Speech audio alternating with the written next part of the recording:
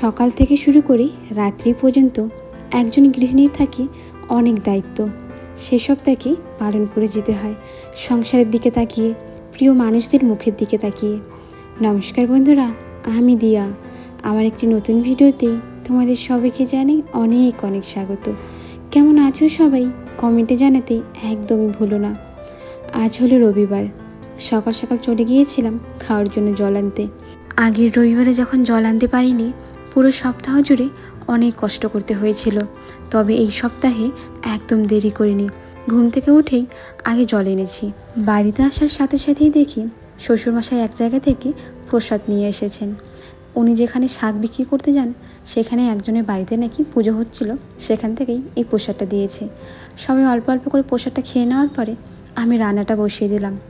আজকে তো রবিবার, একটু ভালো মন্দ রান্না হবে। পুরো সপ্তাহ জুড়ে আমাদের বাড়িতে তেমন কোনো ভালো মন্দ রান্না হয় না। ওই ডাল, আলু ভাজা, সোয়াবিন এসবই রান্না হয়। রবিবারের দিন সবারই ছুটি, শুধুমাত্র শাশুড়িমার কাছ থেকে, নাহলে বাকি তো সবারই ছুটি থাকে। এই জন্য আজকে যখন আমরা জল আনতে গিয়েছিলাম না, আসার পথে মাটন কিনে এনেছিলাম। তো তোমাদের দাদাভাই বললো, রান্নাটা তুমি করো, আমি ততক্ষণে একটু বাইরে থেকে ঘুরে আসি। নাহলে অন্যদিন তোমাদের দাদাভাই রান্না করে। তোমাদের দাদাভাই ভীষণ ভালো রান্না করে, তবে এখন আমি ধীরে ধীরে অনেকটাই রান্না শিখে গিয়েছি। শিলে বাটা করে আজকে তরকারিটা রান্না করতে হবে। আমাদেরও মিক্সার মেশিন রয়েছে, তবে ইঁদুর সেটার তার কেটে দিয়েছে। এখন সেটাকে ঠিক করতে প্রায় 800 থেকে 900 টাকার মতন লাগবে। আর কবে যে নিয়ে যাবে সেটা ঠিক নেই। একদিন নিয়ে যেতে চাইলো, তবে নিয়ে যাওয়া হলো না। এখন দেখা যাক। তবে একটা জিনিস জানো তো, শিলে বাটা তরকারি খেতে না ভীষণ ভালো লাগে। তবে ওই যে এত গরম পড়ে, তার উপর লঙ্কা বাটতে গেলে না হাত অনেক জ্বলে। আর সেই হাত যদি ভুলবশত মুখে লেগে যায়, তাহলে তার কথাই নেই। আজকেও আবার সেই হয়েছিল। মশলাগুলো বাটা হয়ে যাওয়ার পর ভুলবশত গালে হাত লেগে গিয়েছিল। আর এত গরম পড়েছে, ওই একটু জ্বালার থেকে সারাক্ষণ জ্বলছিল। তবে একটু নারকেল তেল দেওয়ার সাথে সাথেই পুরো জ্বালাটা কমে গিয়েছে। প্রত্যেক বাঙালি বাড়ির মাটন রান্না করার কিন্তু আলাদা আলাদা রেসিপি থাকে। আজকে আমি যেভাবে রান্না করছি, সেটা আমি আমার একটা জায়ের থেকে শিখেছি। আমাদের বাড়িতে ঘুরতে এসেছিল, আর রান্নাটা না নিজেই করেছিল। তখন আমি দেখছিলাম কীভাবে রান্না করেছে। প্রথমেই একটু জিরার গরম মশলার সম্বার দিয়ে পেঁয়াজটা দিয়েছিল, লাল লাল ভাজা করে তার মধ্যে ডাইরেক্ট মাটনটা দিয়েছিল। অনেকক্ষণ ভালো মতো ভাজা করে তারপর মশলা দিয়ে ওটাকে একদম ভালো মতো কষিয়ে প্রেসারে দিয়েছিল। আমি ভাবলাম আজকে আমিও একটু চেষ্টা করি, একটু আলাদাভাবে রান্না করলে রান্নার টেস্ট কিন্তু ভালো লাগে। সবসময় একঘেয়েমি রান্না কিন্তু ভালো লাগে না। অন্যদিন তো আমি গুঁড়ো গরম মশলা দিই, তবে আজকে বাটা করে গরম মশলা দিলাম। তরকারির টেস্টটা যেন দ্বিগুণ বেড়ে গেল। ওই গুঁড়ো মশলার থেকে না হাতে বেটে দিলে টেস্টটা একটু বেশিই হয়। তোমরা যদি সবসময় গুঁড়ো মশলাই করো, মাঝে মাঝে একটু চেষ্টা করো তো বাটা মশলায় করার। হ্যাঁ, কিন্তু বর্তমান সময়ে সবাই তো ভীষণ ব্যস্ত থাকে, সবার অনেক কাজকর্ম থাকে। এই জন্য আমরা সবাই চাই একটু শর্টকাটে রান্নাবাড়ি করার। আমিও মাঝে মাঝে সেটাই চাই, যতটা তাড়াতাড়ি রান্না হবে ততটাই ভালো। এবার দেখে বলো তো মাটনের কালারটা কেমন হয়েছে? খেতে কিন্তু ভীষণ ভালো হয়েছিল, সবারই ভালো লেগেছিল, সাথে আমার তো ভালো লেগেছেই। নিজের রান্না বলে কথা। রান্না তো এদিকে হয়ে গিয়েছে, তা ভাবলাম সবাইকে খেতে দিয়ে দিই। আমার দাদা মানে ভাসুর কিন্তু একদমই আলু খায় না, এই জন্য দাদাকে কোনো আলু দিইনি, শুধু তরকারি আর মাংস দিয়েছি। আমার শ্বশুরমশাইও তেমন একটা আলু খেতে পছন্দ করে না, একদম মাখা মাখা সবজি খেতে ভালোবাসে। তবে আমি আর তোমাদের দাদা ভাই দুজনেই আলু খেতে ভীষণ ভালোবাসি। তার থেকে বড় কথা, তরকারিতে যদি একটু ঝোল না হয় না, তাহলে তো আরও বিরক্তি লাগে। একদম ঝোলঝোল হবে, সাথে আলু হবে, তাহলে খেতে আমাদের বেশি ভালো লাগে। তোমাদের দাদাভাই বাইরের থেকে চলে এসেছে, আর আমরা দুজনে খেতে বসে পড়লাম। আমার আগের ভিডিওতে নাফিসা সুলতানা বলেছ, খুব সুন্দর হয়েছে ভিডিওটা আপু, আর তোমার জন্য অনেক দোয়া করি যেন সবসময় ভালো থেকো। তুমিও ভালো থেকো নাফিসা।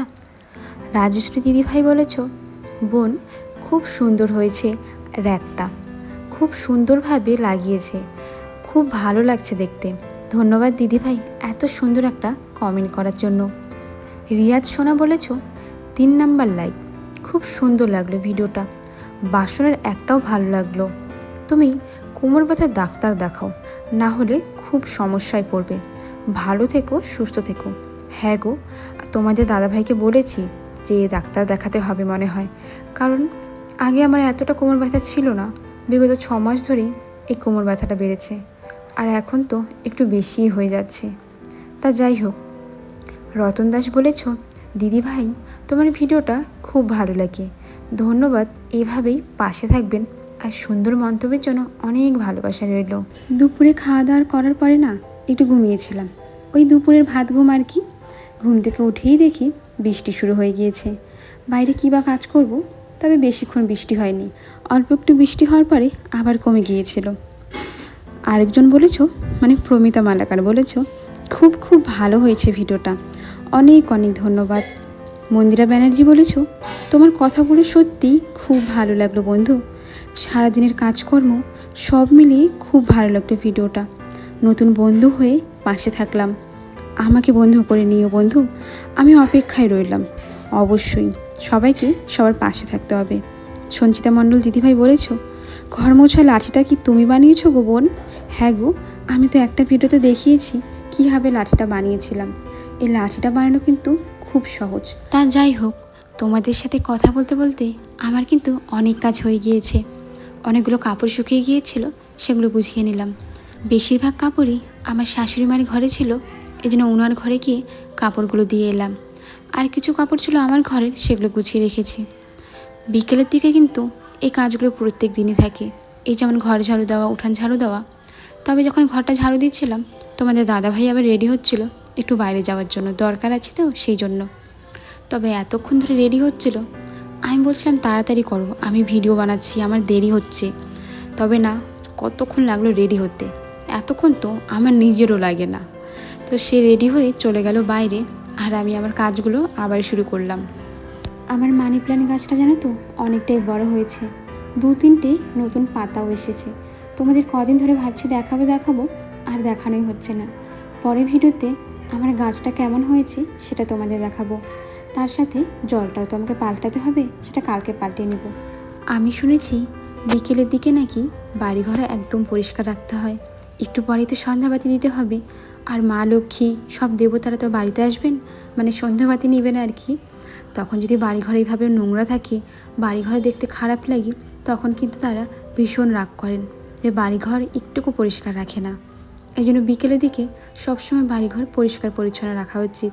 শুধু বিকেল কেন, সবসময় চেষ্টা করা উচিত বাড়িঘর যাতে পরিষ্কার পরিচ্ছন্ন থাকে, দেখতে ভালো লাগে। আমার গেটের সামনে যে গাছটা আছে, তার মধ্যে যে মালাটা পেঁচিয়ে রেখেছি, এই জায়গাটায় ভিডিও করতে বেশি ভালো লাগে, কারণ বেশি কালারফুল মনে হয় তো সেই জন্য। আমি তোমাদের ভিডিওর ক্ষেত্রে একটা টিপস দিতে পারি, সেটা হলো যেখানে বেশি আলো থাকবে, যেখানে একটু গাছপালা থাকবে, চেষ্টা করবে সেই জায়গাতে ভিডিও বানানোর, তাহলে দেখবে ভিডিওটা না অনেক রঙিন হয়েছে। তবে যে দিকটা অনেকটা অন্ধকার থাকে, সেখানে ভিডিও না বানানোই ভালো। দেখবে যত ভালো ফোনই হোক না কেন, জায়গাটা অন্ধকার লাগবে, সাথে কালোও লাগবে। এটা আমার পার্সোনাল টিপস, চাইলে তোমরা ব্যবহার করতেও পারো, আবার নাও পারো। হাত মুখ ধুয়ে নিয়ে এখন চলে গিয়েছিলাম সন্ধেবাতি দিতে, আর ভিডিওটাও আমি এখানেই শেষ করব। আজ আসি।